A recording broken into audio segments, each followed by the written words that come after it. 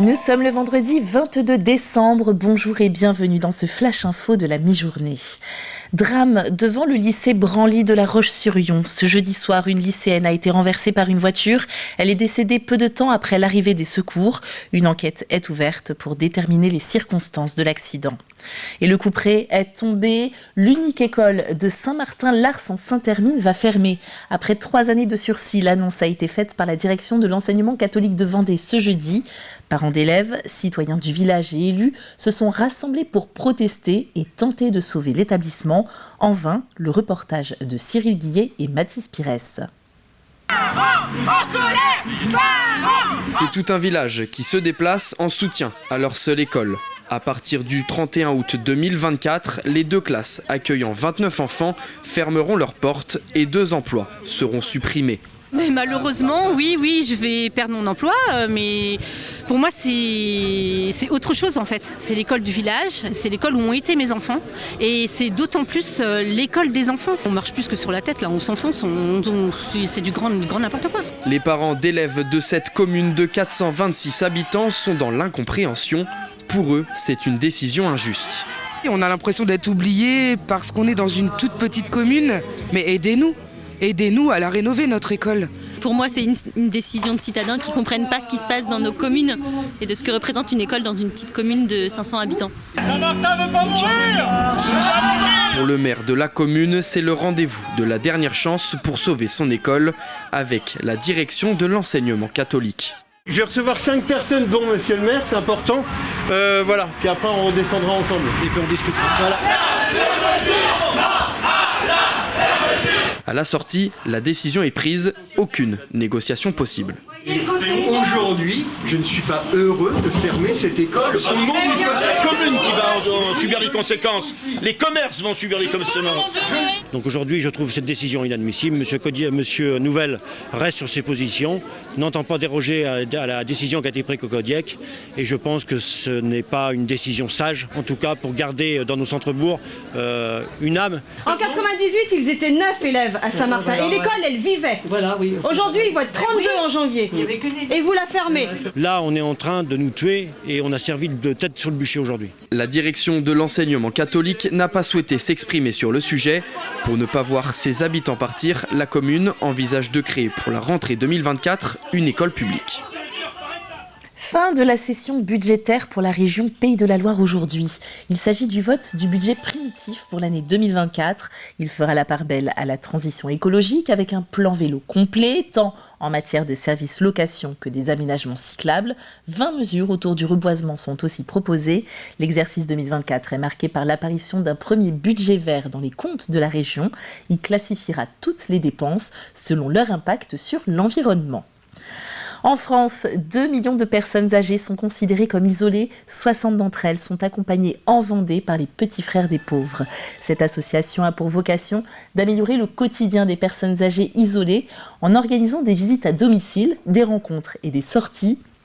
Pour qu'elles passent aussi de bonnes fêtes, les antennes locales de l'association organisent comme chaque année de grands banquets de Noël. Et ces 2 bénévoles seront présents comme lors des 20 dernières années.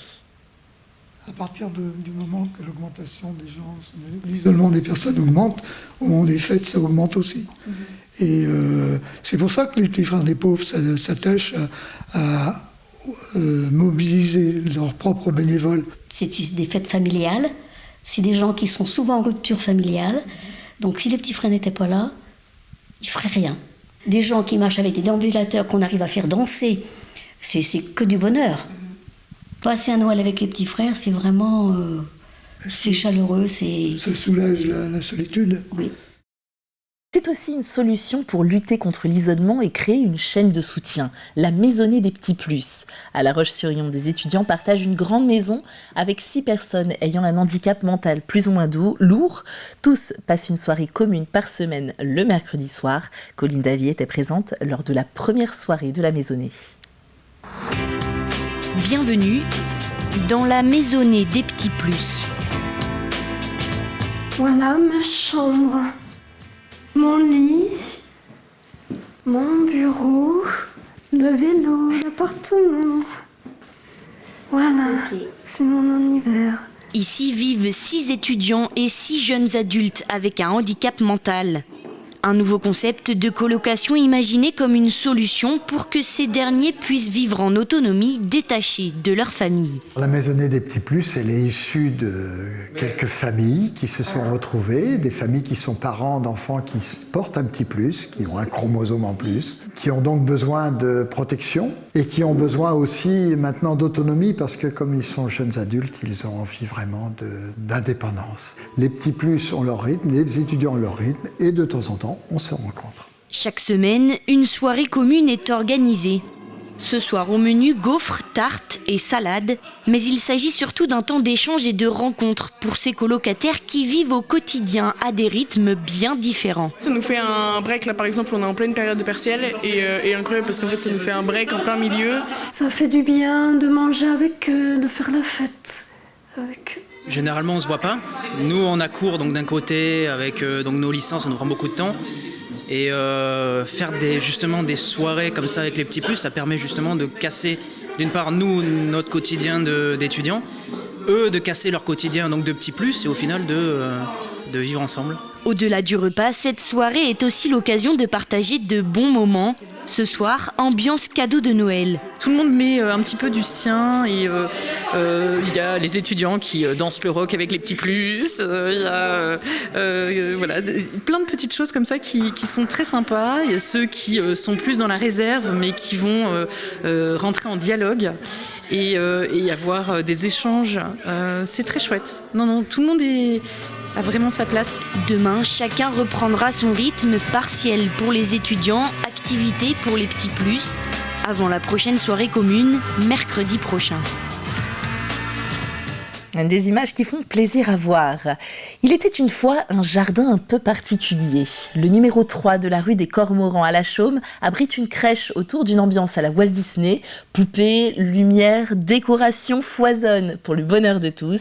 C'est la 23e année que le couple de propriétaires anime ainsi chaque soir son jardin. Il est à découvrir jusqu'au 7 janvier. C'est la fin de ce flash. On se retrouve à 18h pour une nouvelle édition. D'ici là, passez une belle après-midi et à bientôt.